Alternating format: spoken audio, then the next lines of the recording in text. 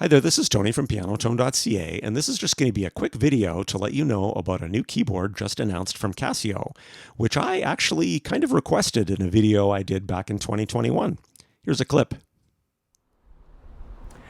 As far as anything that I wish Casio could have included in the CT-S1 that wasn't, I mentioned earlier that it was like Casio read my mind when making this keyboard, but if you're reading this Casio or listening to this, make a 76 key version of this with slightly bigger speakers, left and right line out ports, and an audio interface built into the USB port.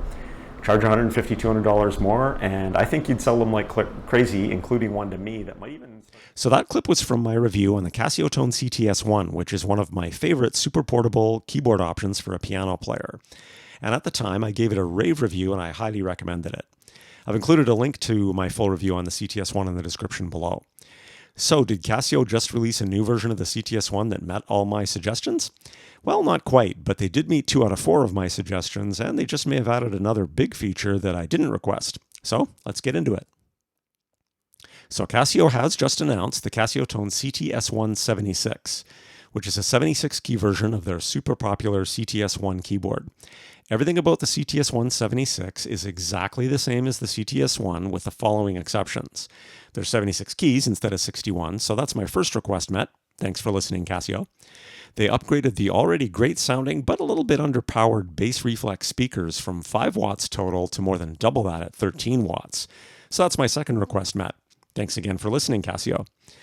With extra keys and bigger speakers, it does make sense that the 76 key version is going to weigh more, but it doesn't weigh as much more as you might think. It's only gone up from 10 pounds to 11.5 pounds, which is still super light and super portable, so that's awesome. And if you want to drive those bigger speakers with just battery power, then you now are going to need 8 AA batteries as opposed to 6 AA's like it was on the 61 key version. So Casio didn't listen to my other 2 suggestions. The first was to include an audio interface in the USB port. This is a massive feature that Yamaha has been including in most of their products for years, and Roland has finally started following suit. But Casio continues to ignore this feature, and I'm not sure why.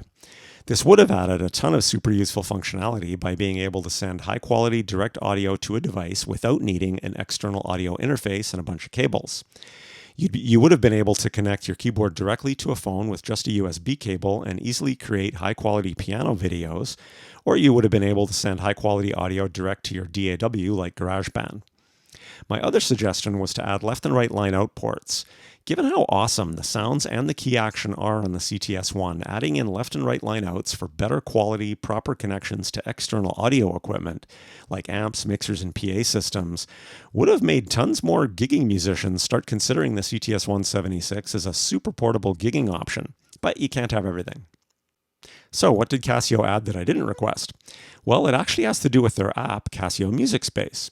According to their website, at the time I made this video, the remote controller section of Casio Music Space appears to be compatible with the CT-S1 76.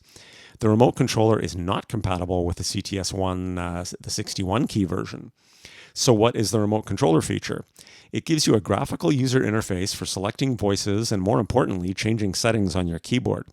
I have a love-hate relationship with the user interface on the CT-S1. I absolutely love the super simple button-driven UI that allows you to easily select what I call the 28 main panel voices and be able to see what your current selections are just by glancing at the keyboard. But that's where the love stops and the hate starts. To select any of the other 33 voices, layer voices, transpose, octave shift, etc., you have to look up and use key combinations, which I find extremely frustrating, especially for the common things like layering voices or transposing. So if the specs on Casio's website for Casio Music Space are correct, and this app will give you a graphical user interface for controlling the voices and settings on the CT-S1 76, that's a pretty big add-on, so that's awesome. So, given that I haven't actually seen one yet, what are my thoughts on the new CT-S1 76? Well, I've got to admit, I am excited to see one, especially to hear these new speakers, which I should also mention are aimed towards the player, and I love that. I really don't like downward or backwards facing speakers. And while I've never been a fan of Casio's Music Space app, I'm really looking forward to seeing how well the remote controller function is going to work with the CT-S1 76 as an alternative to having to use those dreaded function key combinations.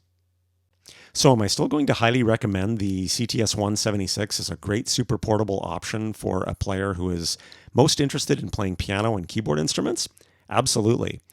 The piano, electric piano, and other keyboard sounds, even the organs on the CT-S1 are really good.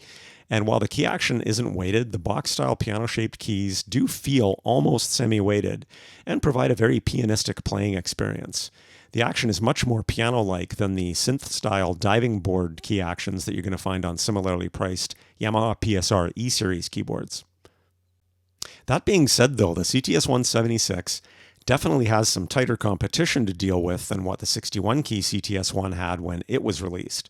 Since then, Korg has released their super portable piano option, the Korg Liano, and Yamaha has finally released an updated version of their super portable piano product, the Piaggio NP35.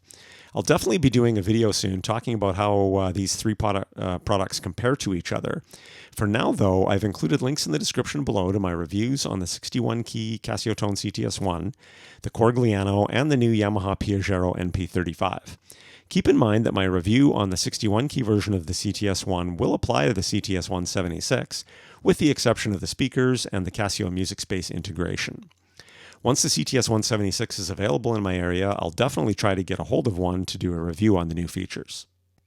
So that's pretty much it for this video. I've left links in the description below to check out current prices and availability in your area on all the products that I've mentioned in this video, as well as some links to my other relevant reviews, and of course my usual links to online piano training that worked really well for me that I can highly recommend. So if you like the content, please feel free to smash the like button and subscribe to my channel. That does really help me out. Thanks again for stopping by, and happy piano playing. Have an awesome day.